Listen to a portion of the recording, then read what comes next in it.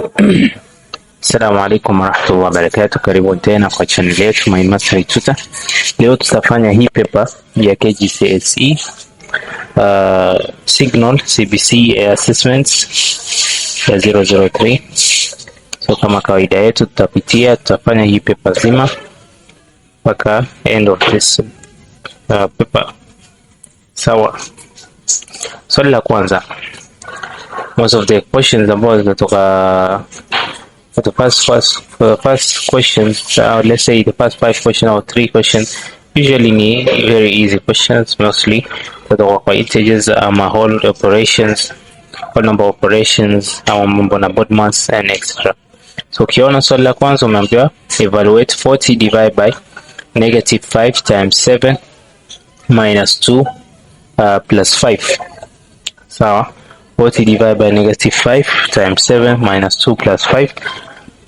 So first thing is first, we use board mass. Sasa ukitumia board mass,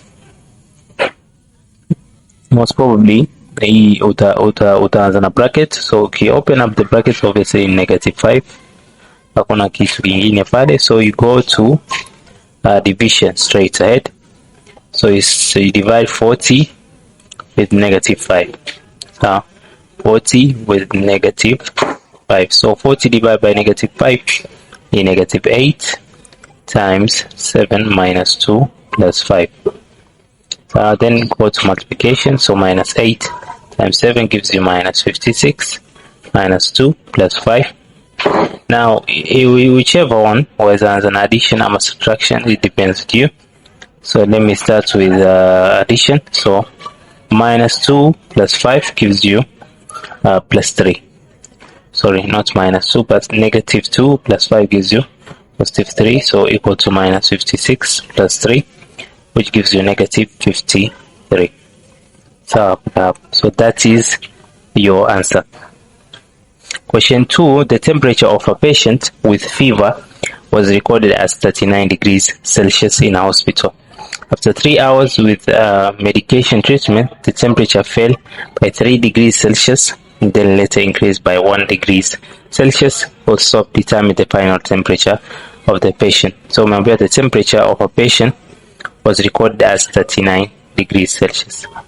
So after 3 hours with the medication treatment, the temperature fell by 3 degrees Celsius. So it means we may subtract 3 degrees Celsius, ikakupa 36 degrees Celsius, and then later increased by 1 degree. So you add 1 degree Celsius, it gives you 37 degrees Celsius. So basically this is your answer. So 37 degrees Celsius. Okay, so question 3. If you want, you can use maybe what do you call it, number line kwa hiyo question 2 ukiona hapa. So wajiuliza hapa ni 39. Let's say this one is our 39 degrees Celsius. 38, this should be positive.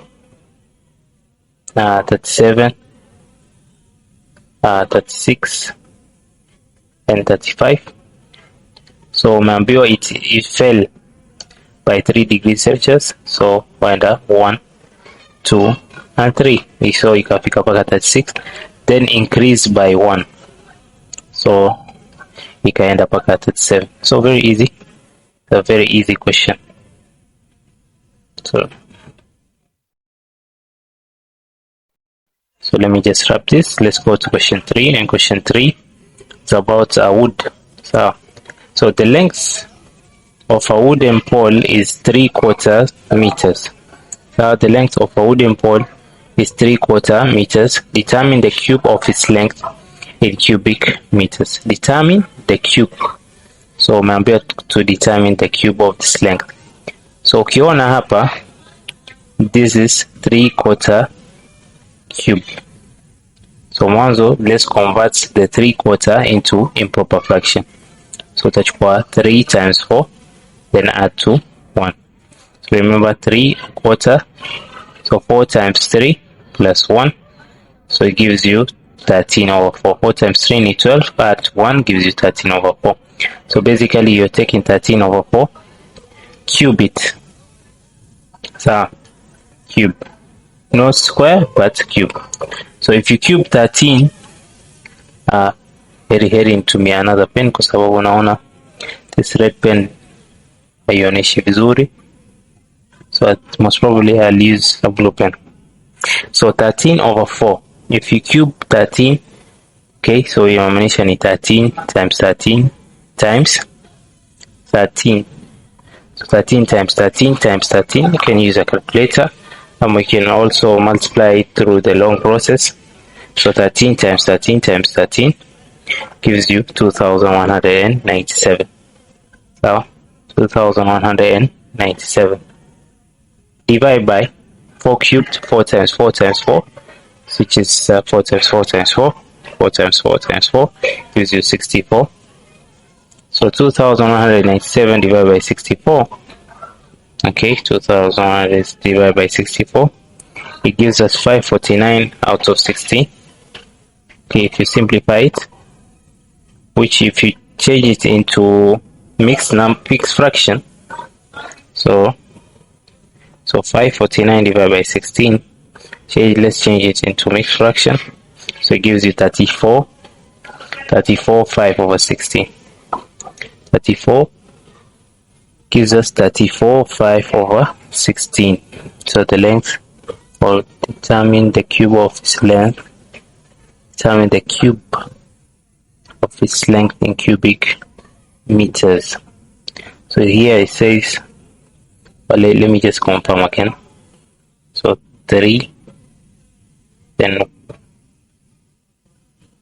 so 3, then you have 1 over 4, and let me cube it. Cubed.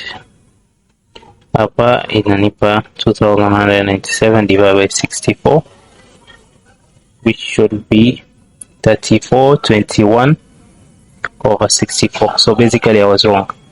So it should be 3421 over 64. So which is question answer D. So this is your answer, 3421 over 64. So let's go to the other question. Question 4. Mumbua measured the width of his chalkboard and got 13.481. Use mathematical table to find the cube root of the width. So cube root of the width, so yamaanisha tutaingia kwa cube tables. So kwa ile swali umeambiwa measured the width of his chalkboard and got 13.481. So you've been asked to find the cube root of 13.481. So let's look if 13.481 kuna cube root. So ikiwa ni cube root, hakuna cube root table, so there's only a cube root table. So utaangalia kwa answers za cubes. So let's look if there is 13.481. 13.481 utaanza from 1.0 and going down this way. So utatafuta 13.481, utashuka paka 13.481, utashuka paka hapa. So hii ishapita, so look at this. So 13.4, and then go to your right side, 13.481. So most probably hii hapa ushapata. So your cube root should be 2.3, and this is 0 1 2 3 4 5 6 7 8. So 2.37. 2.37. So your answer is 2.37. Simple. Question 5. Evaluate the following and leave your answer in index form. So kuna 7 power 7 divided by 7 power 3. So very easy. If they have the same bases and but different powers, you just subtract the powers. So it equals 7 minus 3, which is equal to 7 power 4. So rahisi sana. Naelezea tena. in laws of indices, there's a rule where they say that if you have same bases but different powers and it's a matter of division, so you just subtract the powers. So in this case tulichukua m minus n. So in this question tulichukua 7 minus 3 itakuwa 4, which is at the end of the day itakuwa ni 7 power 4. Question 6, determine the number whose logarithm is -3. So determine the number whose logarithm is -3. So yamaanisha, remember logarithm is usually base 10. So there's a number hapa ambao ni x hatujui, lakini tujua log yake ni -3. So most probably hapa your x yetu ni gani, sio? So you usually take 10 power -3. Ile base yako ambayo iko hapa utapiga power -3 tuone itakuwa ngapi. So 10 power -3 is written as 1 over 10 power 3, which is 1 over 1000. And 1 over 1000 yaandikwa vipi? 0.001. So which is this? 1 over 1000 is written as 0.001. Very simple. Tumeelewa? So log base 10 x equal to -3. It means that there's a number that if you take 10 power -3, now there's a number which you're searching for, and how do you get that number? You take 10 power -3, which is 1 over 1000. So question 7, KICD donated 900 books to a school. The books were shared among 4 classes A, B, C, and D in the ratio 3:4:7:6. Calculate the number of books received by class C. So the total number of books ambazo ziko ni 900. Sasa hiyo 900 wacha to divide na ratio yote, the total ratio, which is 3 plus 4 plus 7 plus 6. So if you add 3 plus 4 plus 7 plus 6 itakuwa ngapi? So 900 divide by 3 plus 4 ni 7, 7 plus 7 14, 14 plus 6 ni 20. So 900 divided by 20, it gives you around 45. So it means that for every one ratio, or for every one share, you get around 45 books. So na hapa umeulizwa calculate the number of books received by class C, and class C ni imepata 7 shares. So basically utachukua 7 times 45. So 45 times 7, 45 times 7 ni 315. So they got 315 books. So that's one way. Njia nyingine labda useme 7 over the total, which is 7 over 45 times 900. That's also a case that you can defend. So question 8, very bright. Question 8 says 30 men can dig a trench in 15 days. How many more men working at the same rate are required to complete digging the same trench in 10 days? So hapa kuna men, hapa kuna days. So men, 30 men can dig a trunk in 15 days. And you ask yourself now, how many men are required? How many more men working at the same rate are required to complete digging the same trench in 10 days? So we start by writing the 30. Above the question mark ni 30. So utaanza kuandika 30, then uta introduce your multiplication sign. Now you ask yourself, 30 men waeza wakalima asijui digging, sijui utasema vipi kwa Kiswahili, but still those 30 men are digging a trench in 15 days. What about in 10 days? Do you require more men or less men? Obviously you require more men for the work to be accomplished faster. So ukiangalia hapo 15 na 10, which one is more? We'll take 15 over 10. So this cancels out. 15 times 3 gives you 45. But look at the question. The question says how many more men. So if you get a question where umeambiwa how many more men, what you need to do, utachukua ile ya sahihi, which is 44 men, utasubtract na wale wa kitambo, so minus 30 men, it gives you 15 men extra. Sawa, wahitaji wanaume 15 zaidi. So it's a very tricky question ikiwa hauko makini. Question 9, the number of learners in a class is 45. When the number of girls is subtracted from the number of boys, the difference is 5. Find the number of boys in the class. So let's assume the number of boys ni x. But tumeambiwa when the number of girls is subtracted from the number of boys, the difference is 5. The difference is 5. It means that the boys are many. The boys are many. So you're subtracting from the boys. So basically the boys are many.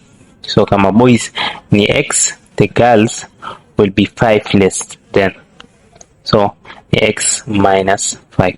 So x minus 5. So basically, kwa sababu ukiangalia, let's assume una wanaume 20 na girls ni 15. Ukiangalia difference ni 20 minus 15.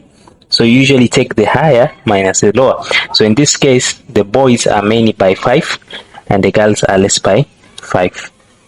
So ukiangalia, so if you assume boys to be x, the girls will be x minus 5, lesser than the boys. So you add those, x plus x minus 5 gives you 45. So x plus x gives you 2x minus 5 equal to 45. And then basically 2x peleka negative 5 the other side, they go back positive 5, which gives you 50. So x divided by 2 divided by 2, x ni 25. So the answer hapa si 20 ni 25. Yeah, ni 25 because our x is representing the boys. So maybe kuna njia nyingine? I don't think so. I think that maybe there is another way of solving this way. You can have a shorter way. So if you have a shorter way, kindly comment on that comment section and just tell us the shortest way. It's better for me pia nijue so that I can teach other students the shorter way. So question 10 says, if c equal to 4, d equal to 5, e equal to negative 3, evaluate the following, which is 4c squared d plus e. So c yako wajua ni 4. So 4 times 4c squared. So wachukua 4 times your c squared, which is 4 squared. Then multiply to d, which is 5. Then plus e, which is negative 3. So let's first open up the bracket. Open sasa hiyo 4 by squaring it. So itakuwa 4 squared itakuwa ni 16. So you're taking 4 times 16 times 5 plus negative 3. So remember, plus na negative itakuwa minus, but basically let's first solve. Okay, just let's solve for this one. We want to multiply. Okay, so 4 times 16 times 5 itakupa ngapi? So 4 times 16 times 5. 16 times 5 gives you 80. 80 times 4 gives you 320. So basically you're taking 320 plus negative 3. So now plus negative 3 is just the same as saying 320 minus 3, which is 370. So the rahisi. So answer ni 370. Question 11. Atieno had 700 shillings. She spent 10 shillings on buying a storybook. The amount she remained with was at least 20 shillings. Form an equality to represent this information. So Atieno alikuwa na 700. She spent 10 shillings on buying a storybook. The amount she remained was at least 200 shillings. Kwa hiyo uko na 700. And then you use 10 shillings. So obviously whatever will remain with will be 700 minus t. Sawa? But hapa umeambiwa at least, na tumesema ukipata kitu kwenye sentence at least you should write as greater or equal. Kama ni at most, it should be less or equal. But for now this case umeambiwa at least. Sawa? So at least means greater or equal to 200 shillings. 200. So at least ni hiyo. So ukiangalia, which is basically the answer. So at least greater or equal. Ni kama kwa mfano mwalimu akwambia you should get at least 50%. Yamaanisha usipate chini ya 50, but at least upate 50 ama juu yake. So, question 12. A figure below shows two right angle triangles PQS and QSR attached. Find the unknown value of C in the triangle QSR. So, QSR. Now we have PQS and it's a right angle triangle. So I want us to find QS. Ndo baadaye tutapata hiyo value ya C. So to find QS you'll use Pythagoras theorem. So you'll use Pythagoras theorem, and since you have the hypotenuse PS and you have another side, shorter side, so basically if you want to get another shorter distance which is QS, utafanya C squared, which is our longer side, minus 1 of the shorter sides. It gives you A squared. So C squared yetu ni 10 squared minus 8 squared equal to A squared. So it's 100 minus 64 equal to A squared. 100 minus 64, how much does it give us?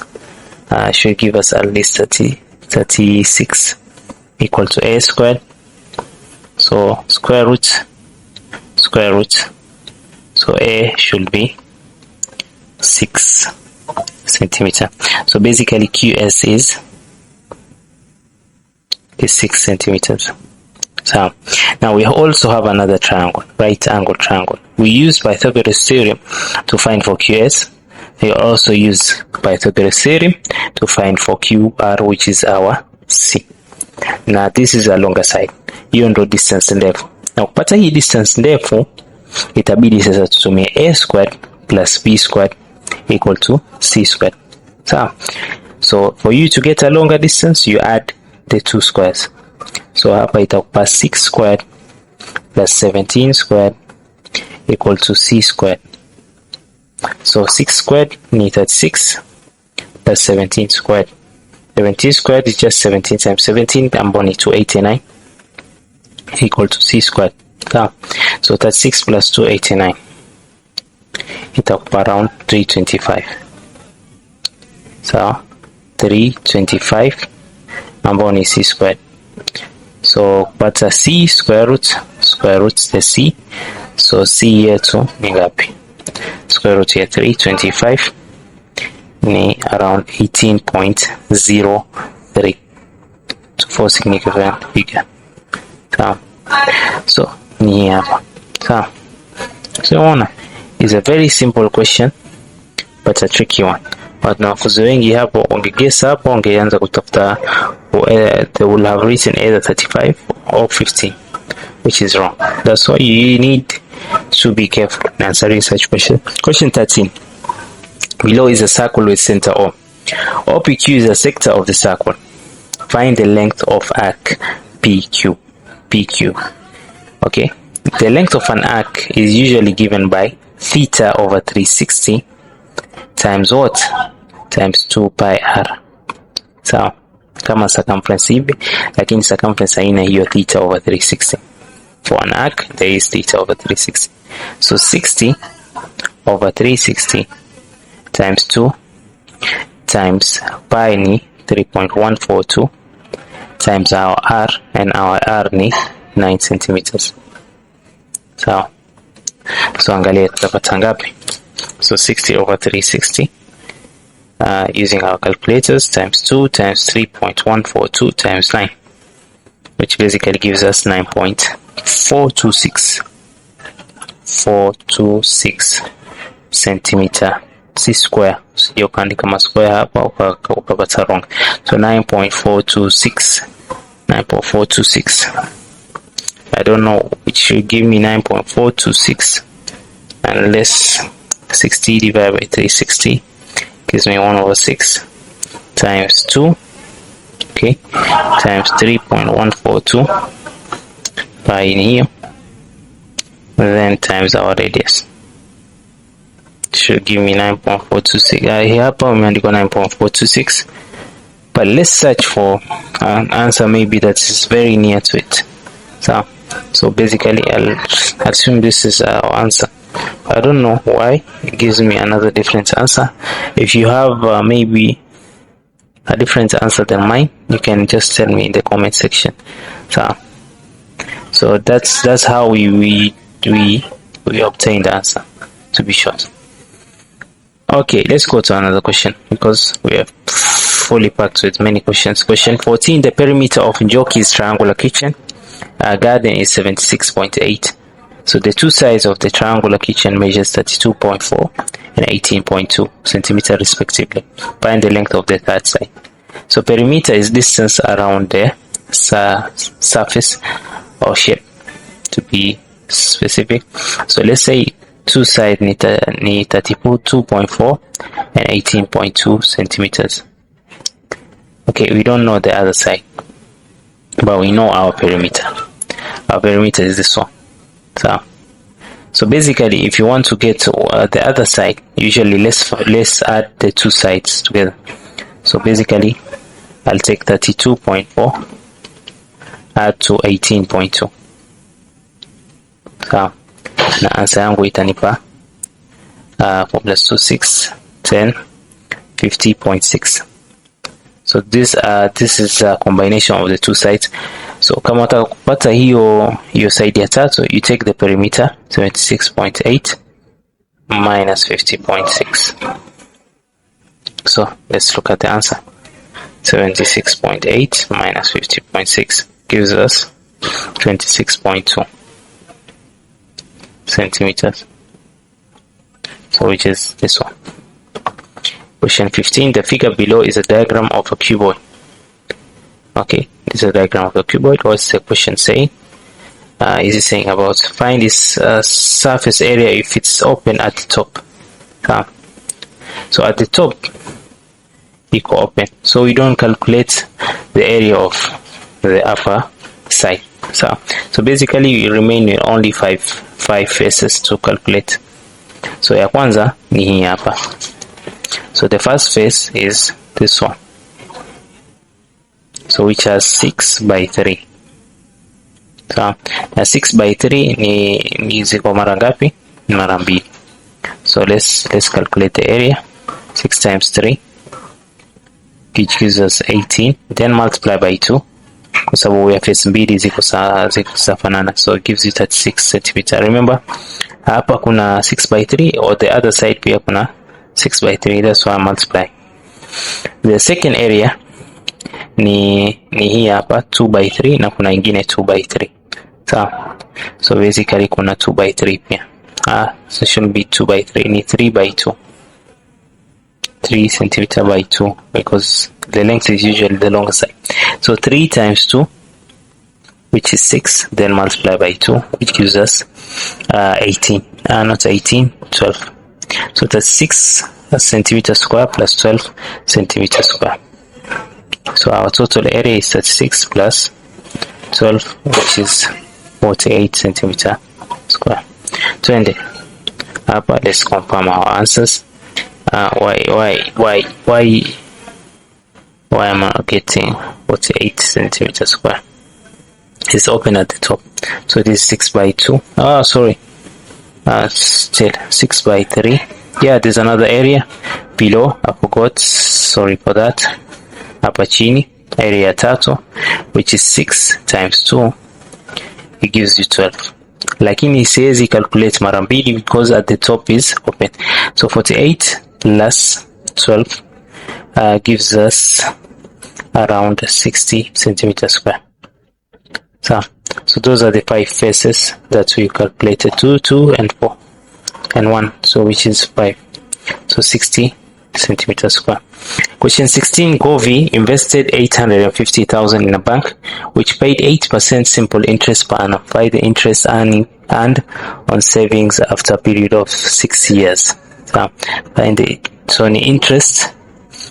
interest earned on savings after a period of 6 years. Very simple question. Very simple question. Okay. So basically, interest, how do you calculate interest? Is basically P times R times T over 100.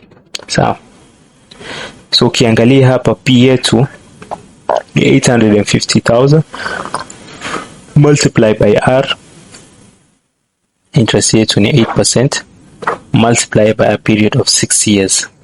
So 850,000 times 8% times 6.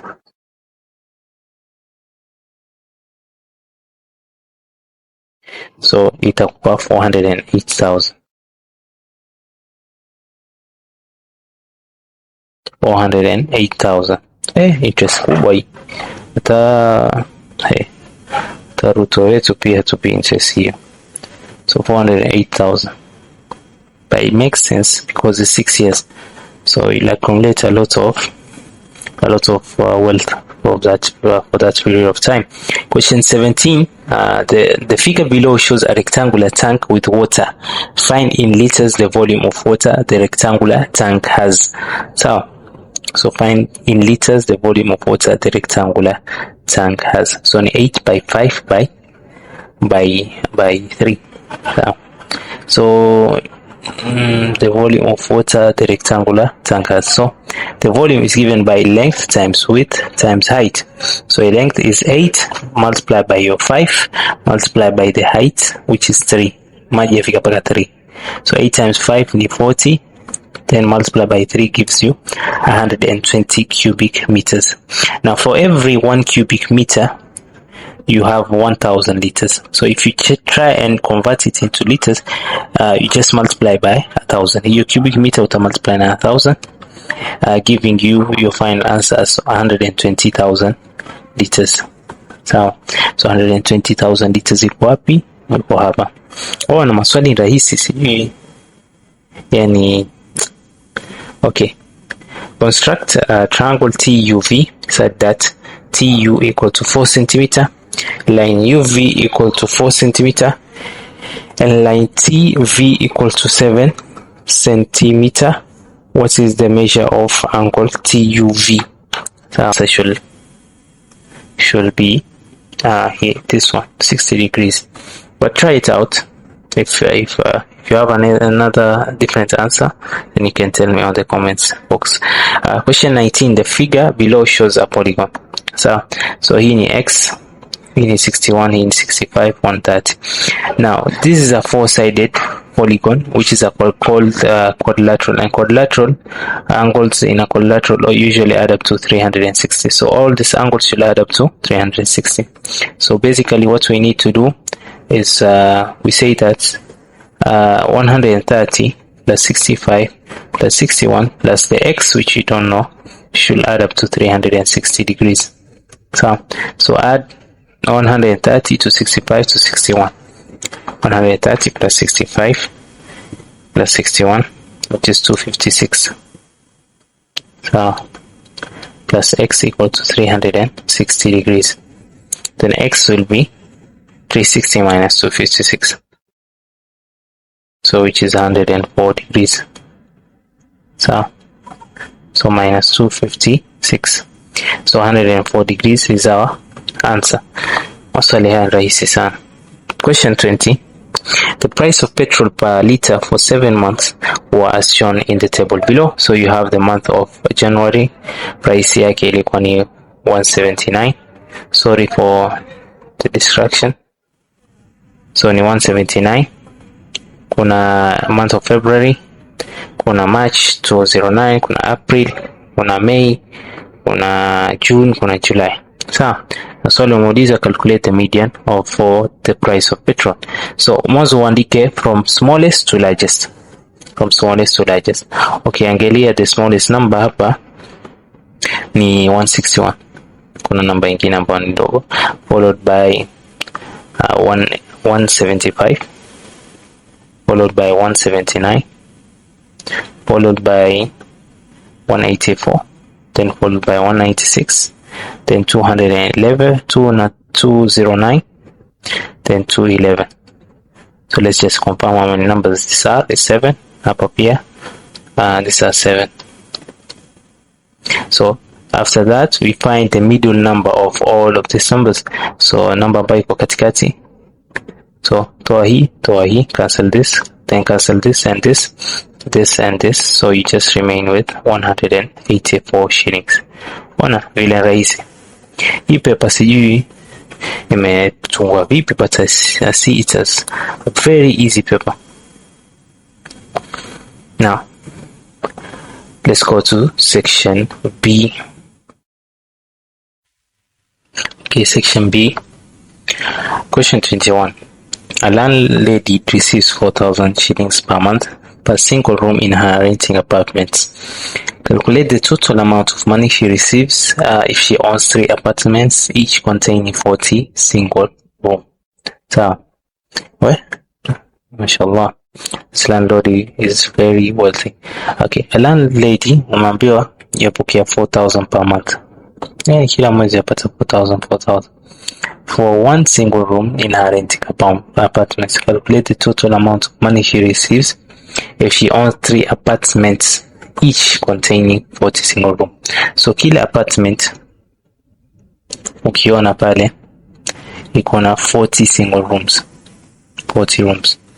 So you ask yourself, what about 3 apartments? So it basically becomes 3 times 40.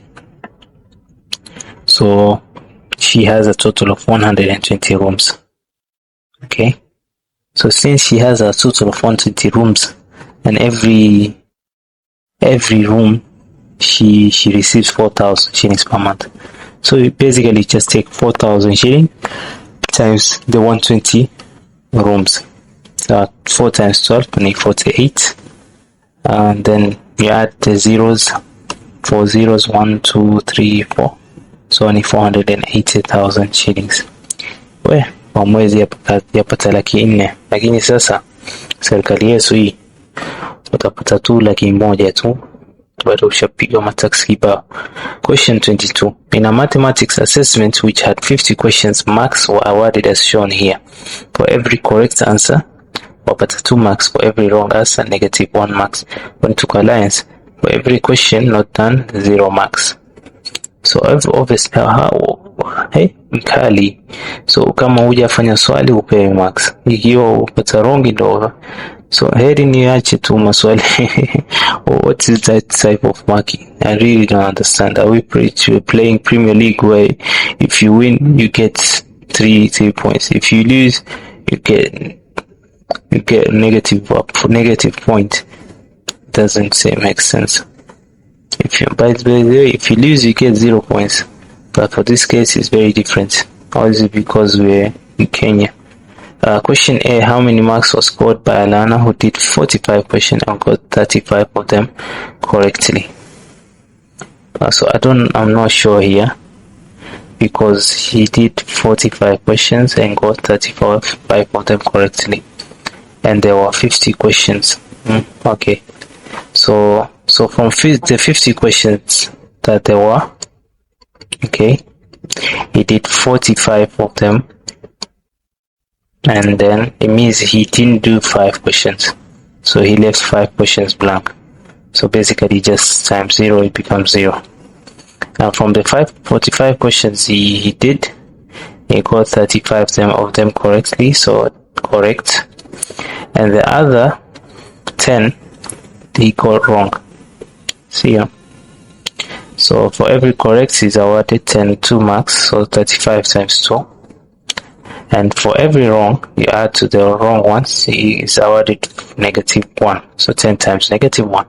So for the correct answers he gets a total of 70 marks. For the wrong answers he gets a total of plus -10, which basically becomes -10. So the total marks that he gets will be 70 minus 10, which is 60. So he gets 60 marks, or 60%. I'm not sure.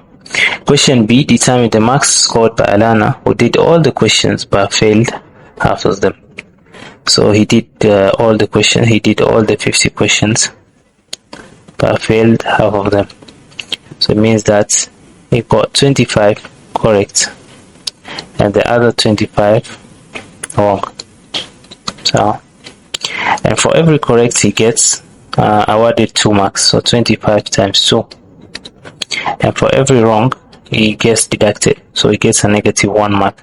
So 25 times -1, so this gives you a total of 50. This gives you a total of -25. So if you add them up, 50 plus -25, so it becomes 50 minus 25, or -25, which is at the end of the day you get 25. So 20 is awarded a total of 25 marks. Very simple question. People think it to be hard, but it's not hard. Question 23. Umeona swali rahisi, swali hii pia ni rahisi. A designer designed a, obviously it's a designer, obviously he designed, I don't know what's the use of this repetition. A designer designed an ice molding box in the shape of a cube. The length of each side of the ice molding box is 17.15 centimeters.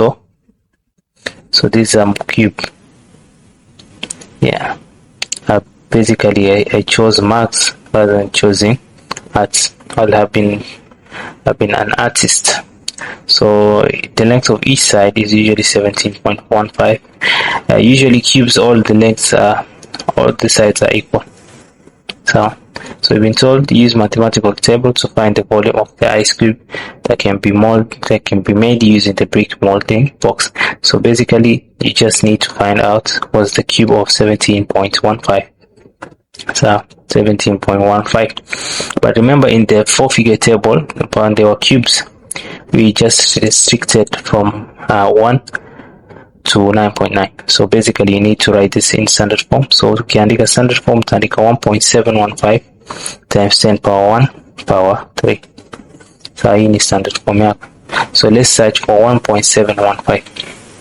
1.715 tafuta 1.7 ni hii hapa, 15 1 ni hii. So 1.71 then 5 ni hii hapa. So nitachukua 5.00 plus 46 pale mwisho. So ni 5, yani short ni umpata 5.000 plus 46. Yes, 5.00 0 ni 3 kumbe, plus 46 ni hivi. So at the end of the day hapa you have 5.0046. So cube yake sasa ni 5.0046. Remember hii 10 power 1 pia for cube, so 10 power 1, if you cube it becomes 10 power 3.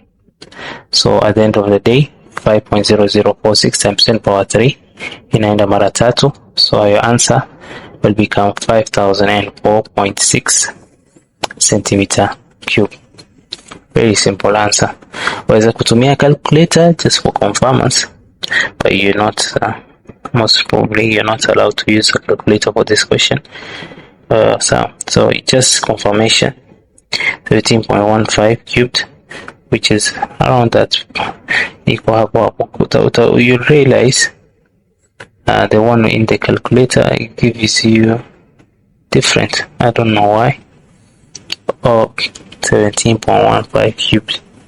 So unless nimefanya makosa, let me search 1.715. Yeah, nimefanya makosa. So yeah, so 1.7, then no, I did do a mistake. This is 1 and then 5. 1 2 3 4 5. So 5.000 plus 46, 5.046. Oh, so it should be 5.046, not 5.00. So I don't know. This one should be here. So it's better to correct the mistake before it becomes big. So hapa you have 5.046.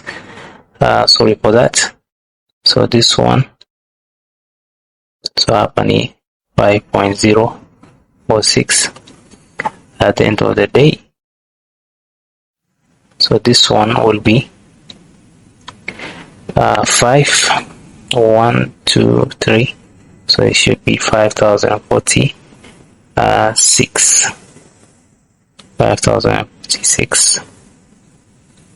If I'm correct, yeah, 5.046 times 10 power 3. So yeah, gives you 5046. Now utapata kwenye answer yako ya calculator is very different from the one that you used on your logbook, so that's why you need to be sure kwa uwe na makini. So again 17.15 1.715 ni 5.046 times 10 power 3 ni 5046. Question 24. The metallic cuboid shown in the figure below is melted and then molded into a cube. Determine the length of the sides of the cube to 1 decimal place. So determine the length of the sides of the cube to 1 decimal place. So first let's find the volume of the cuboid. So which is given by length times width times height, or cross-sectional area times your height. So length times width, 18 times 13 times 15. So 18 times 13 times 15 gives you 3510 centimeter cubed. So hii ndo volume ya cuboid pia. Volume of cube. Now volume of cube, how do you get it? You take side times side times side, which is basically just s cube, and this s cube is equivalent to this volume 3510. So hapo hujaambiwa use sijui logbook sijui nini. So for you to get s, you do the cube root. So cube root of 3510, it gives you around 15.19 to 1 decimal place, so it's basically it should be 15.2 centimeters. So let's go to question 25 na tunakaribia kumaliza pia. So solve for the unknown in the following. So 5x power 4 equal to 25. So remember kuna law of indices which says that but I don't think that you'll use that law also. So 25 is given by 5 power 2. Make sure the bases are the same. So sababu hapo ni 5, hapo pia ile hapa iwe ni 5 power something. So hapo ni 5x power 4. Sawa, 5x power 4. Also, I don't think also doing this also will just know that this one is 25. So there's a reason kwa nini sijabadilisha iwe 5 power 2. Now when you do power 4 ufanye ile 5 upige power 4 na ile x pia upige power 4, which is equivalent to 25. So 5 power 4 gives you how much? 5 power 4 gives you 625. So you have 625 x power 4 equal to 25. Then divide by 625, divide by 625. So x power 4 itakuwa ngapi? 25 divided by 625 gives you 1 over 20. 1 over 25. So 1 over 25. So let's find for the fourth root. So fourth root ndo toe hiyo power 4 fourth root. So x equal to, what is the fourth root? Fourth root of 1 over 25. I'm also searching here. Fourth root of 1 over 25 gives us 0.4472. 4472, or significant figure. So yeah, so that should be answer 5 power 4. Ambao ni 625, then divide by 625, divide by 625. Yeah, so the rest is history. So let's continue. Question 26. 4 big shopkeepers, Fatuma, Hamisi, Nusra, and Omolo, sold bags of rice from their shops. Fatuma sold 8 bags of rice. Hamisi sold K bags of rice. Nusra sold 18 bags of rice, and Omolo sold 27 bags of rice. Given that the sale of the 4 shopkeepers was in continuous proportion, determine the number of bags that was sold by Hamisi. So determine the number of bags that was sold by Hamisi. So what they mean that Ukichukua ya Fatuma ukidivide na ya Hamisi is just the same as uchukue ya Nusra udivide na ya Omolo. So yeah, something like that. Yeah, it's just the same, which gives you a constant. So it gives you a constant. So because you're taking 8 times a constant, giving you 27. So just like that way. I hope tumeelewana. So hapa uko na 8 divided by k, which is equivalent to 18 divided by 27. So you can cross multiply. So 18 times k ni 18k, 8 times 27. 8 times 27, 7 times 8, let's just confirm it, ni 216. So k ni divided by 18, divided by 18, k ni 216 divided by 18, which is 12.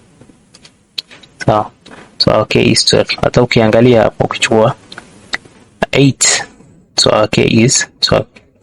So 8 ya Fatuma, Hamisi ni 12.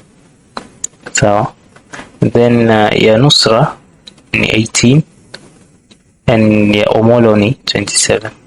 So if you take like 12 divided by 8, it gives you around 3/2. So 8 times 1.5, you get 12. 12 times 1.5, you get 18, the same way. So ndio hivyo proportions. So k equal to 12, and that's how we solve proportions. So you basically just take 8 divided by the second person, which is equal to the third person divided by the fourth person.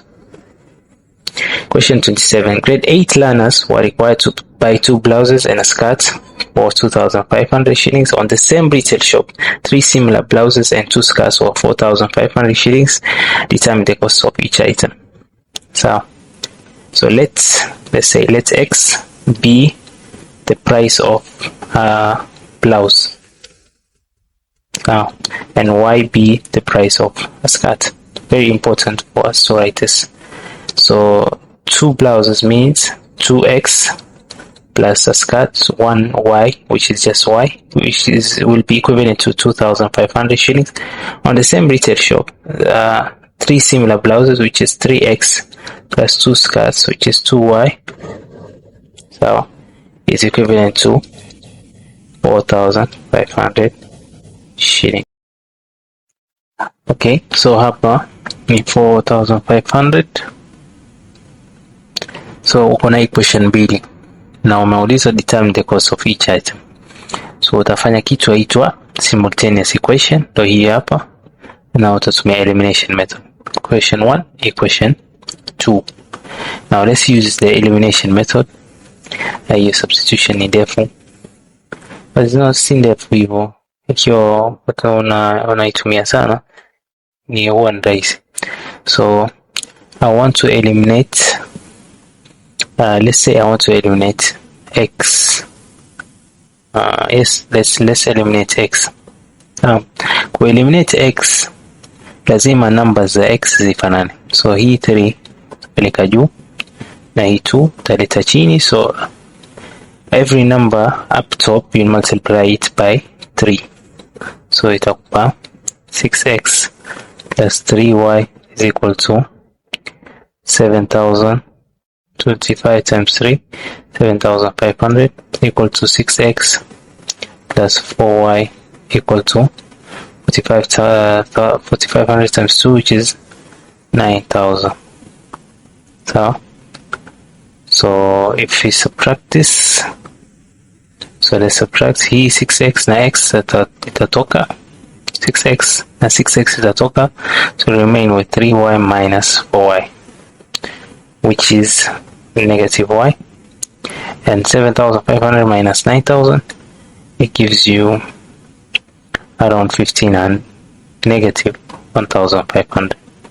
So divide by negative, or let's remove the negatives on both sides, you just get positive. So y equal to 1,500 shillings.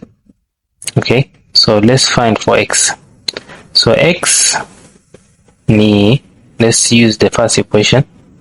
So 2x plus y equal to 2500. So 2x plus 1500 equal to 2500.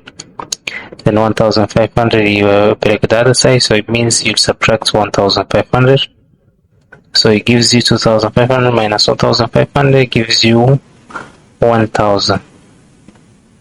So which is equivalent to 2x divided by 2. Divided by 2, x ni ngapi? Ni 500, so 500 shillings.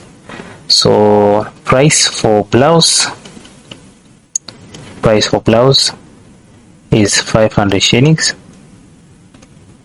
Price for skirts is 1500 shillings. Let's go to the other question. The figure below, question 28, the figure below represents a piece of land. What's the area of the piece of land? A very easy question. So hii ni compound shapes, so composite shape, sorry. So we'll divide this into two shapes. So utaona kuna triangle na kuna rectangle. So from here to here ni 40. Now from hapa paka hapa ni 70. So the remaining distance of the triangle will be 30 meters. Now from here to here is 40, and the whole distance should be 90 meters. So the remaining, or the base of the base triangle will be 90 minus 40, which is 50. So you have two shapes, a rectangle and a triangle. Area of a rectangle is given by length times width. So our length is basically 90 meters times 40, or our width is 40, so 90 times 40 gives you 3600 square meters. And area of triangle is given by a half times base times height. So a half times our base, which is 50, times our height, which is 30, it should give you 1500 divided by 2, which is 750 square meters. So if you add 3600 to 750, so let's just add them up. 3600 plus 750 gives you the area of the whole shape. It should give you around 4350. Okay, 4350. But shillings, why am I writing shillings? Ona pesa imenisumbua. So 4350 square meters. That's our answer. Question 29.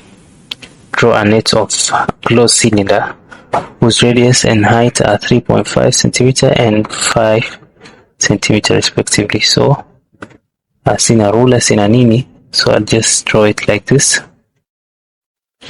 Yeah. So this way. So cylinder ni hapa. So this is your net. This is your net. So your radius is 3.5 centimeter. Sawa, and your height is 5 centimeters. So khalas.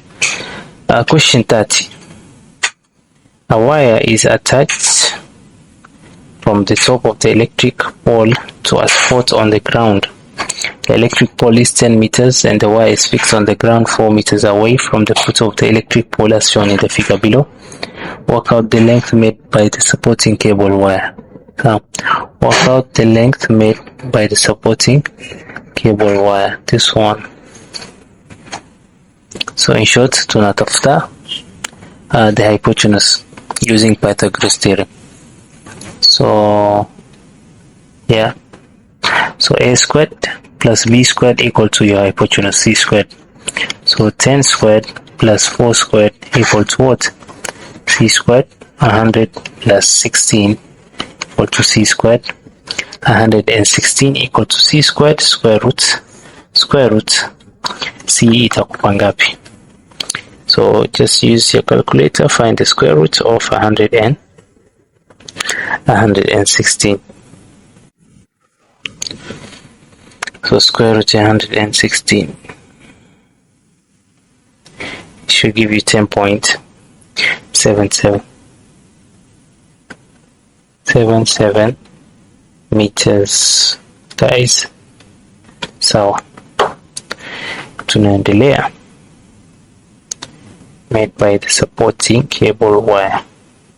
Question 31. A bag contains 6 blue balls and 4 green balls. A ball is picked at random from the bag. Find the probability that the ball is picked is blue.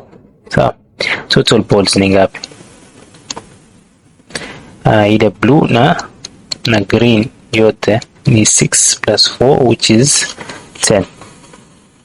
So blue, probability ya kupata blue na blue, kumbuka ni 6 out of 10, or you can write it like 3/5 ukisimplify.